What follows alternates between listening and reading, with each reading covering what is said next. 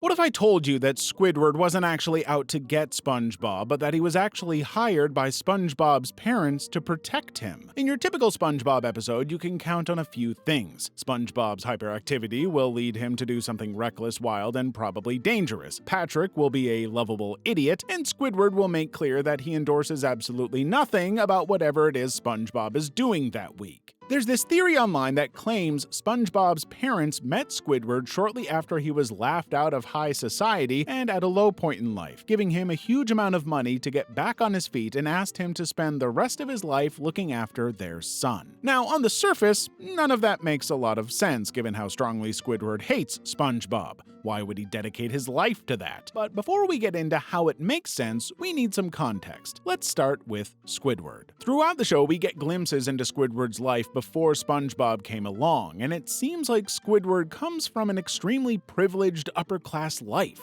Not only is he a classical music fan and a classically trained clarinet player, both of which are strongly associated with the upper classes, but he was also a student at what seems to be one of the most elite private schools on the ocean floor. I mean, he attended classes with Squilliam Fancyson, From band class?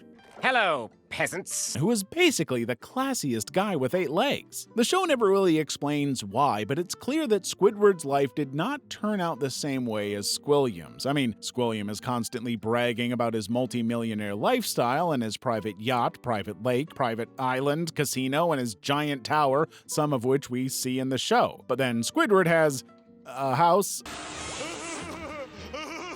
a clarinet, and a job at Bikini Bottom's cheapest burger shack. May I resume my minimum wage duties? All of this tells us that Squidward had the potential to become the elite snob he always thought he could be, but he just kind of botched it. Honestly, all of this just makes it seem even more likely that Squidward got kicked out of high society. And it explains why he is the way that he is, and why every time Squilliam turns up, he just goes to these insane lengths to try and be better than him. Now, SpongeBob, on the other hand, is way more simple in his motivations. It's a pretty common theory that SpongeBob has some kind of disability that prevents him from doing advanced or complicated daily tasks, perhaps explaining why he's never really moved beyond flipping burgers. Actually, SpongeBob shows a lot of symptoms of ADHD, which include being unable to sit still, being unable to concentrate on tasks, excessive physical movement, excessive talking, acting without thinking. I mean, I could go on, but I think you get the point. What I'm saying is that SpongeBob is a handful. He's extremely chaotic and hyperactive at all times, so it makes total sense that his parents would be unable to deal with him on a daily basis, and why they would look at someone more straight-laced and mature like Squidward as a good role model. But let's take a look at an episode featuring SpongeBob's parents and see if any of this makes sense. In the episode Ma and Pa's Big Hurrah, SpongeBob's parents come to visit his house for the first time after their own avocado rots to the ground. SpongeBob's immediate reaction to hearing his parents are coming is to totally remove any trace of his usual chaotic existence and adopt a more mature and less fun personality. Now, the episode never says this, but he's basically acting just like Squidward, avoiding any kind of reckless fun in favor of more mature discussions and activities. So it really seems like SpongeBob thinks his parents want him to be more like Squidward. Anyway, his parents, who seem like very mature, stern people, arrive at SpongeBob's house and are kind of disappointed that their usually chaotic son is behaving so well. They end up sneaking out in the night to have a fun time, and when SpongeBob finds out about it, he scolds them just like Squidward does to him. So his parents force him to come along, but SpongeBob clings to this grown-up personality until they finally have enough of him. Realizing that his parents are basically having a midlife crisis and just want to have a good time, SpongeBob lets loose and his hyperactivity comes back. He bounces around his house and ends up basically destroying it beyond repair. After exhausting himself, SpongeBob lands in his parents' arms and they decide to bring him home to their rebuilt avocado until his pineapple grows back. As they walk away, they say, I wonder when he'll really grow up and be mature.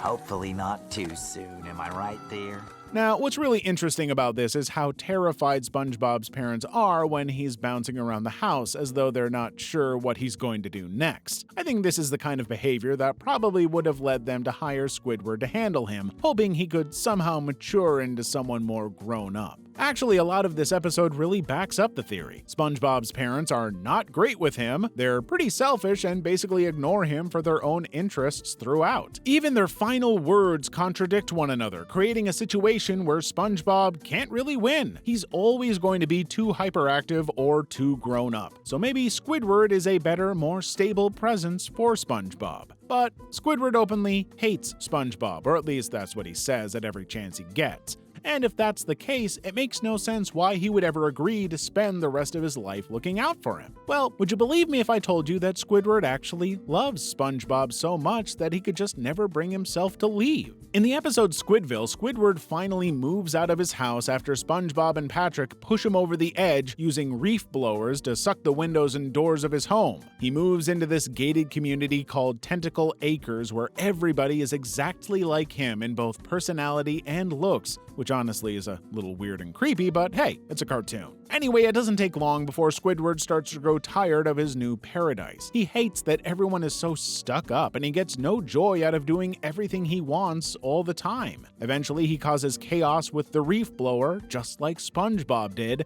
and leaves his new home. The episode suggests that Squidward leaves Tentacle Acres because he can't stand being around people just like him. But I think it's also because his life has no meaning without SpongeBob. While it seems like Squidward is just mean toward him, a lot of what he says is usually aimed at preventing SpongeBob from doing something stupid and hurting himself, which almost always happens anyway. So it makes sense that Squidward would think of himself like a big brother, especially if he spent his whole life looking after him. The episode Dying for Pie also backs this up. The episode begins with Mr. Krabs forcing his employees to take part in an employee brotherhood day, where all employees give one another gifts. But Squidward doesn't appreciate SpongeBob's kind of unhinged eyelash sweater and decides to just get a random pie from some pirates outside. Oh, these aren't homemade. They were made in a factory.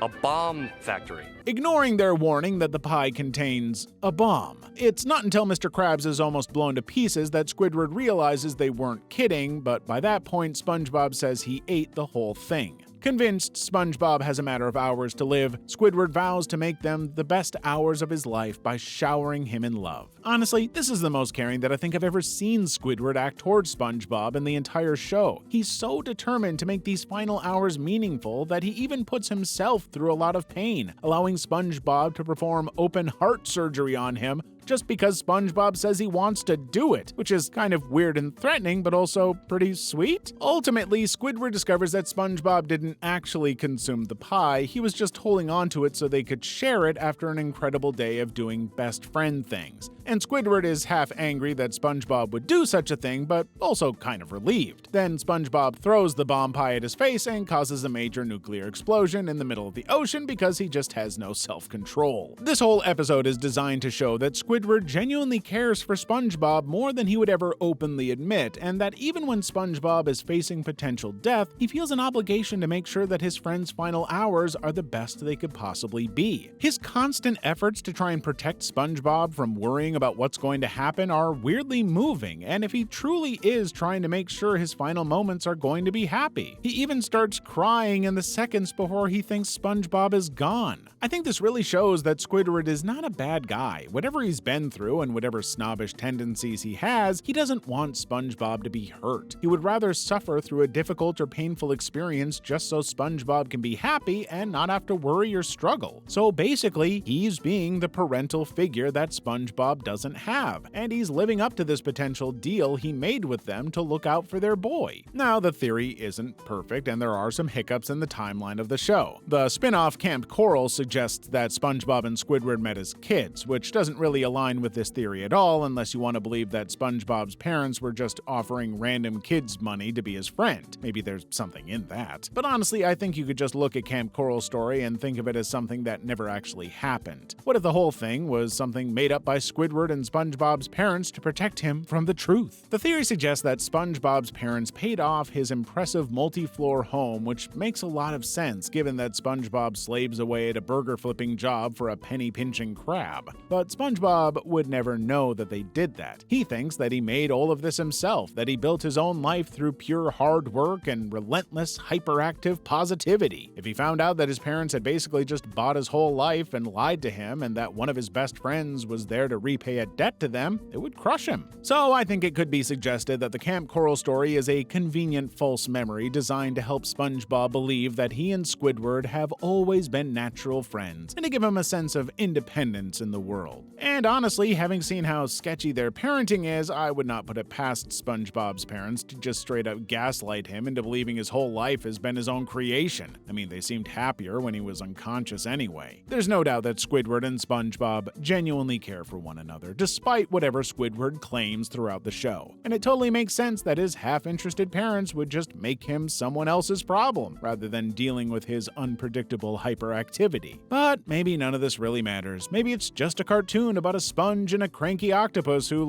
really don't get along. I don't know, man. I just like cartoons.